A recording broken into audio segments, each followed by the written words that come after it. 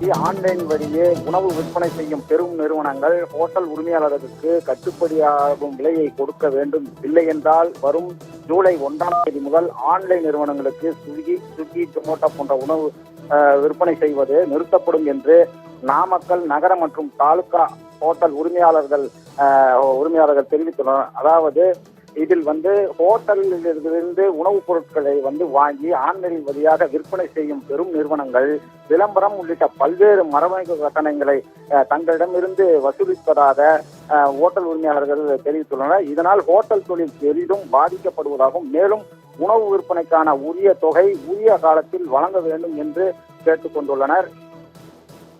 ஆன்லைனில் ஜொமேட்டோ மற்றும் ஸ்விக்கி ஆகிய பெரும் நிறுவனங்கள் ஒவ்வொரு கடையிலும் ஒவ்வொரு மாதிரியான கமிஷன் பெறுகின்றன என்று தெரிவித்துள்ளனர்.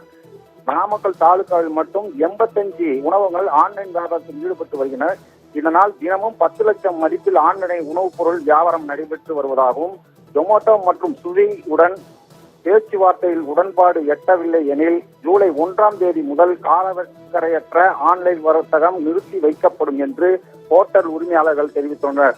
தங்களது கோரிக்கைகளை பெரும் நிறுவனங்களின் அதிகாரிகள் தங்களிடம் பேச்சுவார்த்தை வரும் 30ஆம் தேதிக்குள் தங்களிடம் பேச்சுவார்த்தைக்கு ஈடுபடவில்லை எனில் ஜூலை 1ஆம் தேதி முதல் உணவு சப்ளை செய்வதை நிறுத்தப்படும் என்று ஹோட்டல் உரிமையாளர்கள் தெரிவித்துள்ளனர். கடைக்காரங்களுக்கு ஒவ்வொரு விதமான கமிஷன் பாத்தீங்கன்னா அதிகப்படியான கமிஷன்ஸ் ஒவ்வொருத்தரையும் வசூல் பண்றாங்க. எங்ககிட்ட சொன்ன கமிஷன் ஒண்ணு, இப்ப வசூல் பண்ணிட்டு இருக்க கமிஷன் ஒண்ணு. இதை தாண்டி அவங்க என்ன பண்றாங்கன்னா விளம்பரத்துக்கான சார்ஜஸ் ஒண்ணு போடுறாங்க. அது இல்லாம உங்களுக்கு டாப் ப்ரையாரிட்டி கொடுக்குறோம், விளம்பரம் அதிகமா கொடுக்குறோம், அதுக்கான ப்ரையாரிட்டி சார்ஜஸ் நிறைய போடுறாங்க. ஸோ கிட்ட பாத்தீங்கன்னா எங்களோட வருமானத்துல பாதி வருமானம் பாத்தீங்கன்னா, அதாவது ஆன்லைன் மூலமா ஆகிற வருமானத்துல பாதி வருமானம் அவங்களுக்கு கமிஷனாவே கொடுக்க வேண்டிய நிலையில இருக்கிறோம். அந்த ஸ்விக்கியில இருந்து சொமேட்டோ மூலமா இருந்து மேல இருக்கிற அதிகாரிகள் எங்க கூட உட்காந்து பேசணும், பேச்சுவார்த்தை நடத்தணும்.